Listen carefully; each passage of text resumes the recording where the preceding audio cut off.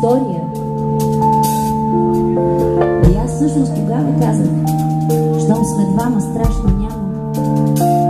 И света, и небето, и морето, и всичко като са двама е по-хубав и по-смислен. И аз вярвам в това. Това е една малка бяла лодка, който каквото иска да си мисли за нея.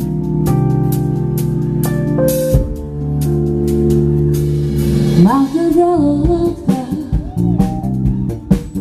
търси своя бряг, плава и се слива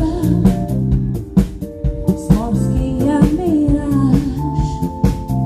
Лети